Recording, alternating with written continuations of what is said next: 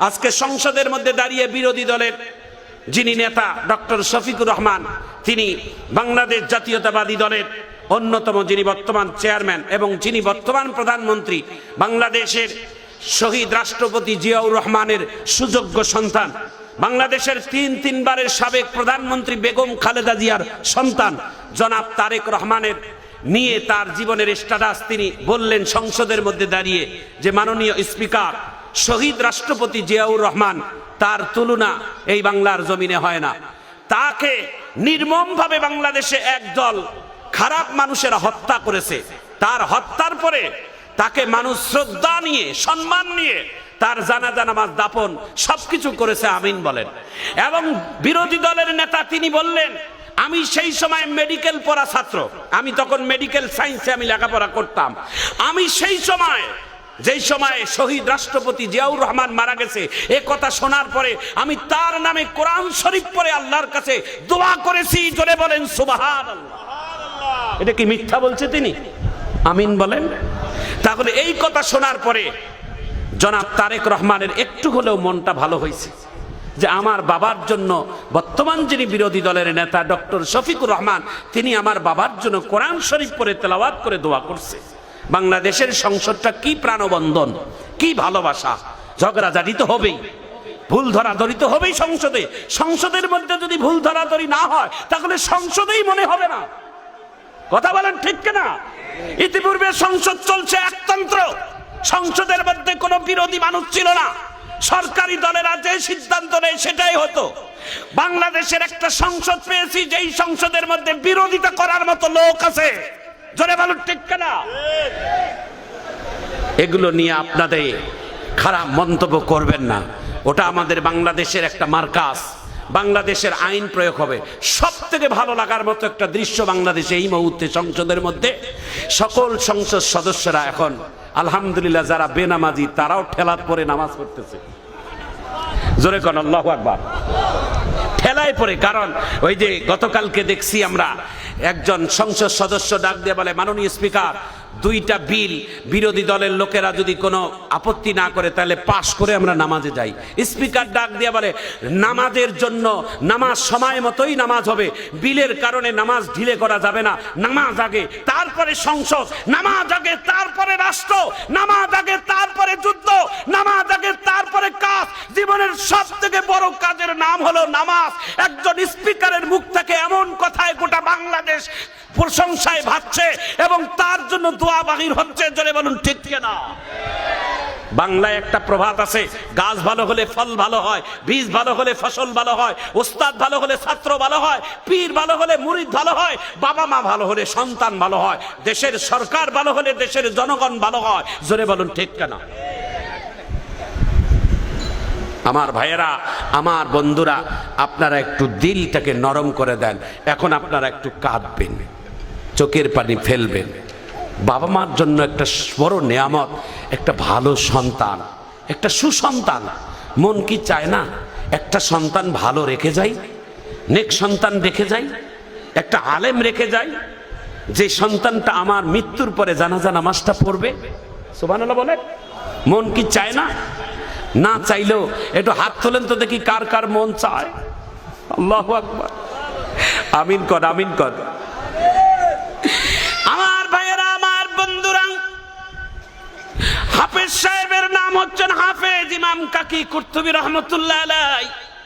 উস্তাদের কাছে যায় এইভাবে কোরআন শরীফটা নিয়ে যায় পড়তেছে, সূরা ফাতিহা একটানা মুখস্থ করে শোনাইছে।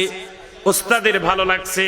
এবার বলে দ্বিতীয় সূরাটার নাম হচ্ছে সূরাতুল বাকারা, 3.5 পারা বিশিষ্ট একটা সূরা। কোরআনুল কারীমের ভিতরে সব থেকে বড় সূরার নাম হচ্ছে সূরাতুল বাকারা। 1 পৃষ্ঠা পড়ছে, দ্বিতীয় পৃষ্ঠা পড়ছে, 1 পারা পড়ছে। এইভাবে পড়তে পড়তে পড়তে পড়তে 1 পারা, 2 পারা, 3 পারা, 4 পারা, 5 পারা, 6 পারা, 7 পারা, 8 পারা, 9 পারা, 10 পারা, 11 পারা, 12 পারা, 13 পারা, 14 পারা, একটানা 15 পারা সূরা বনি ইসরাইলটা গোটায় ঠেকাইয়া বলছে, হুজুর সময় যদি না থাকে আগামীকাল এই 15 পারা থেকে শুরু করে গোটা নাস পর্যন্ত ঠেকাইয়া দেব। জোরে খান সুবহানাল্লাহ। ওস্তাদ ডাক দিয়ে বলে, গতকাল তুই মাদ্রাসায় ভর্তি হলি, একদিনে 15 পারা কেউ সবক শোনায়, তুই কিভাবে মুখস্থ করলি একটু শোনা। ছাত্র ডাক দিয়ে বলে, হুজুর এখন বলা যাবে না, আগে কালকে সবকটা শোনাই। দ্বিতীয় দিনে কোরআনটা বুকের মধ্যে নিয়ে এসে 16 পারা পড়ছে, 17 পারা পড়ছে, 18 পারা, 19 পারা, 20 পারা, 21 পারা, 22 পারা, 23 পারা, 24, 25, 26, 27, 28, 29, 30 নাম্বার 110 নাম্বার সূরার মধ্যে যাইয়া এই সূরাটা তেলাওয়াত করতেছেন। তাব্বাত ইয়াদা আবি লাহাবিন ওয়া তাব, ওই জায়গার মধ্যে এইভাবে পড়তেছে ছাত্র, তিব্বাত ইয়াদা আবি লাহাবিন ওয়া তাব, আছে তাব্বাত, ছাত্র বলে তিব্বাত। হুজুরে ডাক দিয়ে বলে, বাবা জবর করে পড়ো, ওখানে তাব্বাত আছে। ছাত্র বলে তিব্বাত, উস্তাদ বলে তাব্বাত, ছাত্র বলে তিব্বাত। একবার, দুইবার, তিনবার সংশোধন হয় না, হাতের মধ্যে ব্যাট নিয়ে আস্তে করে বাড়ি, তারপরও তিব্বাত, আবারও বাড়ি, এভাবে গোটা শরীরের মধ্যে কয়েকটা বাড়ি খাওয়ার পরে ছাত্র ডাক দিয়া বলে, এবার শোনেন আমি শুদ্ধ করে পড়াই দেই। তাব্বাত ইয়াদা আবি লাহাবিন ওয়া তাব মিনাল জিন্নাতি ওয়ান নাস বলে যখন সাদাকাল্লাহ বলছে, ওস্তাদ ডাক দিয়ে বলে, বাবা তুই আমার বুকে আয়। জন্মের পরও এমন ছাত্র আমি কোনোদিন দেখি নাই বাবা, 2 পৃষ্ঠা সবক দিতে লঙ্গি খারাপ হয় আমাদের। তুই গোটা কোরআন শরীফে, গোটা কোরআনটাকে তুই 15 পারা একদিন সবক শোনাইলি, আবার দ্বিতীয় দিন 15 পারা সবক শোনাইলি। তোর মায়ের নামে একটা চিঠি লিখে দিলাম, তোর মাকে যাই একটু ডেকে আন, তোর মাকে একটু জিজ্ঞাসা করব তুই কি কারণে এত তাড়াতাড়ি কোরআনের হাফেজ হলি। একটু চিৎকার দিয়ে জোরে বলা যায় না সুবহানাল্লাহ। ইমাম কাকি কুরতুবী রহমতুল্লাহ আলাইহি মায়ের কাছে যায় দাওয়াত দিছে, আম্মা উস্তাদে ডাকছে চলেন। কয় 2 দিনে কোনো অবজেকশন, মনে হয় কোনো অন্যায় করছি, তোর বিচার মনে হয় আসছে। কয় আগে যান, কোনো বিচার হইলে নাই করবেন। মাকে মাদ্রাসার অফিসের ভিতরে বসাইয়া উস্তাদ ডাক দিয়ে বলে, এ মা আপনি কি এই সন্তানের মা? কয় হ্যাঁ। বলে এই ছেলেটাকে আপনি পেটে ধারণ করছেন? কয় হ্যাঁ। এ মা আপনার সন্তানটা 2 দিন আগে মাদ্রাসায় ভর্তি করে দিলেন, আজকে হাফেজ হয়ে গেছে, আপনি একটু দয়া করে বলেন কি নেকামল করেছেন আপনি এই সন্তানটাকে পেটের মধ্যে থাকার কারণে? কি নেকামল করছেন একটু জলদি করে বলেন। ইমাম কুরতুবীর মা চোখের পানি ছেড়ে দিয়ে পর্দার ভিতর থেকে বলতেছেন, উস্তাদ এই সন্তানটা পেটের মধ্যে আসার পর আমি দরিদ্র মানুষ, গরিব মানুষ, আমি কি সন্তানের জন্য উপহার দেব খুঁজে পাচ্ছিলাম না। আমি মা দুঃখিনী, গর্ভবতী মহিলা, পেটের ভিতরে সন্তানটাকে নিয়া একদিন ইশার নামাজের পরে তাহাজ্জুদের আগে আমি জায়নামাজ বিছাইয়া আমি কোরআনের সূরা ফাতিহা থেকে 15 পারা টানা পড়ছি। তাহাজ্জুদের নামাজ পড়ে দ্বিতীয় দিন আবার 16 পারা থেকে পড়ে সূরা নাস ঠেকাইয়া সেজদার মধ্যে যায় আল্লাহর কাছে বলছি, আল্লাহ আমার পেটের ভিতরে সন্তান, আল্লাহ আমি তার মা লাগি, আমার সন্তানটাকে পেটে নিয়া আমি 2 দিনে কোরআনটাকে খতম করে এখন তোমার কুদরতি কদমের মধ্যে সেজদা লাগাই দিয়েছি। আল্লাহ এই সন্তানটা পৃথিবীতে যখন আসবে বুঝ হবে, আমি তাকে মাদ্রাসায় দেব, আমার এই আমলের বরকতে আমার সন্তানটাও যেন 2 দিনের কোরআনের হাফেজ হইয়া যায়। সুবহানাল্লাহ জোরে কর। উস্তাদ এমন কথা শোনার পরে চোখের পানি ছেড়ে দিয়ে কান্দে আর ডাক দিয়ে বলে, মা রে তোমার মতো মা ধন্য মা, তুমি একজন দামি মা, একজন যার পেটের সন্তান একজন কোরআনের হাফেজ হয়, যার পেটের সন্তান একজন আলেম হয়, মুফতি হয়, ইমাম হয়, মুহাদ্দিস হয়, নেক সন্তান হয়। এই মায়ের থেকে, এই বাবার থেকে ভাগ্যবান পিতামাতা আর কে হতে পারে বাবা? এ বাবা দিলটা নরম করে দেন বাবা। আর একটা কথা আমার সামনে খেয়াল পড়লো বলেই আমি শেষ করে যাই, জীবনে আর কোনোদিন দেখা হবে কিনা জানি না বাবা, এখন আপনারা চোখের পানি ফেলবেন আর কাঁদবেন। পর্দার আড়ালের মা আপনারাও একটু মনোযোগী দেন মা। সম্ভবত আমার এই আলোচনাটা ইউটিউবে আছে, আপনারা ইন্টারনেটে সার্চ দিলেও পাবেন, আবুল কাসেম সরকার দিনাজপুরি সার্চ দিলেও পাবেন। এ ভাইয়েরা আমার, বন্ধুরা আমার, বাংলাদেশের আনাচে কানাচে বিভিন্ন জেলায় ঘুরি, অনেক স্মৃতি আমাদের মাথায় আছে। সম্ভবত আমাদের উত্তরবঙ্গের একটা জেলা নীলমালমনিরহাট, ওই জায়গায় আমার একটা তাফসীর মাহফিল ছিল মাদ্রাসা কেন্দ্রিক। মাদ্রাসার কোরআনের হাফেজদের মাথায় পাগড়ি দেওয়ার পরে বক্তৃতা আমার শুরু হবে। 10 জন কোরআনের হাফেজকে মঞ্চের মধ্যে সামনে দাঁড় করাইলো। পূর্ণিমার চাঁদের মতো চেহারা, যাদের চেহারা, যাদের সিনার ভিতরে কোরআনটা একবার ফিট হয়ে যায় ভাই, তার চেহারাটার দিকে তাকাইবেন, হক্কানি উলামায়ে কেরামের চেহারার দিকে তাকাইলে দেখবেন আলাদা একটা নূর আল্লাহ দিয়ে দেয়। ঠিক কিনা বলেন? আরে ভাইজান আমার, বন্ধুগণ আমার, 10 জন কোরআনের পাখি স্টেজের সামনে দাঁড়িয়ে গেছে। একজন করে কোরআনের হাফেজের মাথায় এইভাবে পাগড়িগুলো পেঁচাইয়া আমার দিকে তাকান।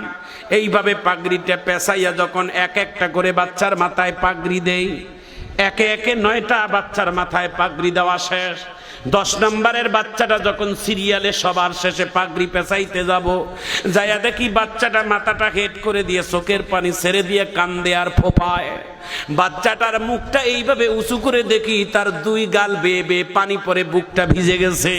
আমি বললাম, বাজান, তোমার 9 বন্ধুর মাথায় যখন পাগড়ি দিলাম তাদের মুখে আনন্দর ছিটা দেখলাম, তোমার চোখে কেন পানি দেখতেছি বাজান? তুমি একটু ঘটনাটা খুলে বলো।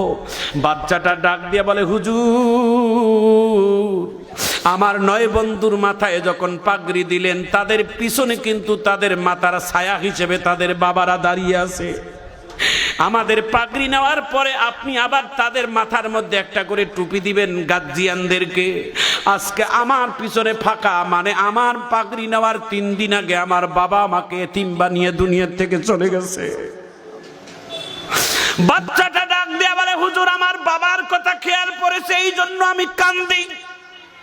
সঙ্গে বাচ্চাটাকে বুকের মধ্যে জড়িয়ে নিয়ে বললাম, বাবা, দুনিয়াতে কারো বাবা চিরস্থায়ী দুনিয়াতে থাকে না, সবার বাবা একদিন না একদিন চলে যায়। তো তুই কান্দিস না, তোর মাথায় পাগড়িটা পেঁচাই দেই, তোর পাগড়িটা নিয়ে তোর মাকে যা একটু দেখা, তোর মায়ের কলিজাটা একটু ঠান্ডা করে দে। কারণ সন্তানের কোনো ভালো জিনিস দেখলে বাবা মার অন্তরটা সব থেকে বেশি ভরে যায়। তোর মাকে যায় একটু দেখা, তোর মা তো মাহফিলে আসছে মনে হয় মহিলাদের প্যান্ডেলে বসা। বাচ্চাটা হাউমাউ করে কান্দে আর বলে, ডাক দিয়ে বলে, হুজুর, আমার থেকে কপাল পোড়া আর কেউ নাই। করে কেন?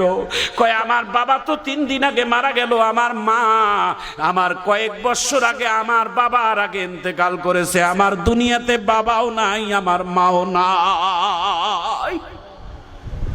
বাচ্চাটার এমন কথা শোনার পর বক্তা কান্দে, সভাপতি কান্দে, শ্রোতা কান্দে, কান্নার রোল পড়ে গেল। বাচ্চাটাকে ডাক দিয়ে বললাম, বাবা, মাহফিল নষ্ট করিস না, তোর মাথায় পাগড়ি দিলাম, তুই একটু বস। তুই ওয়াজ শেষ করার পরে তোর বাবা মার কবরের পাশে যায় দাঁড়াবি। তোর বাবা মার কবরের পাশে দাঁড়িয়ে যখন একটা সালাম দিবি রে বাজা, তোর বাবা মার কবরের পাশে দাঁড়িয়ে যখন সূরা ইয়াসিন তেলাওয়াত করবি, সূরা আর রহমান তেলাওয়াত করবি, তোর বাবা মার কবরটা শান্তি পাবে। সন্তানটাকে সান্ত্বনা দিয়ে আমি ওয়াজ শুরু করে দিলাম। মাহফিল থেকে কোনো কারণে আসা হয় নাই। ফজরের নামাজের পরে মাদ্রাসার প্রধান ডাক দিয়ে বলে, হুজুর, চলেন একটু কবর জিয়ারত করি আসি। বলি, কার কবর? কয়, গতকালকে যেই ছেলেটার এতিম বাচ্চাটার মাথায় পাগড়ি দিলেন, ওই বাচ্চাটার বাবা মার কবর মাদ্রাসার পিছনে। আমি বললাম, চলেন একজন কোরআনের হাফেজের বাবা মার কবর জিয়ারত করি, নিজেকে ধন্য মনে করি। কবরের মধ্যে জিয়ারত করতে যাইয়া দেখি ফজরের নামাজের পর কবরের ভিতর থেকে, কবরস্থান থেকে কান্নার আওয়াজ আমার কানে আসে।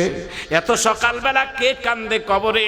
কবরের স্থানের ভিতরে যাইয়া দেখি ওই বাচ্চাটা, যেই বাচ্চাটা মাথায় পাগড়ি নেওয়ার সময় কেঁদেছেন এবং মানুষকেও কাঁদাইছেন, ওই বাচ্চাটা ফজরের নামাজের পরে দৌড় দিয়া পাগড়ি পাথায় নিয়া একটা হাত বাবার কবরে আর একটা হাত বাবার কবরে দিয়া, মা বাবার 2 কবরের মধ্যে 2 হাত দিয়ে চোখের পানি ছেড়ে দিয়া কান্দে আর সূরাতুল ইয়াসিন তেলাওয়াত করে। সুবহানাল্লাহ। এরে খুলনা জেলার ভাইয়েরা, আরে রূপসা থানার মা বোনেরা, তোমাদের হাতে পায়ে হাত ধরে অনুরোধ করে যাই, বাবা সময় আমার অল্প, আর জীবনে আসতে পারবো কিনা জানি না বাবা। একটা সন্তানকে মাদ্রাসায় দিবেন, একটা সন্তানকে আলেম বানাবেন, হাফেজ বানাবেন, একটা সন্তানকে মাদ্রাসার বারান্দায় ঢুকাবেন, মাদ্রাসার ভিতরে ইলমি জ্ঞান শিখাবেন। রিজিকের মালিক আমার আল্লাহ। এই দুনিয়ায় আল্লাহ চোরকে যদি রিজিক দিতে পারে, বাটপারকে যদি আল্লাহ জমি জমা টাকা পয়সা রিজিক দিতে পারে, বেনামাজিদেরকে যদি আল্লাহ খাওয়াইতে পারে, নবী বলেন খৈরুকুম মান তাআল্লামাল কুরআন ওয়া আল্লামা, আল্লাহর কাছে সবথেকে দামি বান্দা বান্দি ওই ব্যক্তি যারা কোরআন সেবে একে অপরকে শিক্ষা দেয়। জোরে বলুন মারহাবা।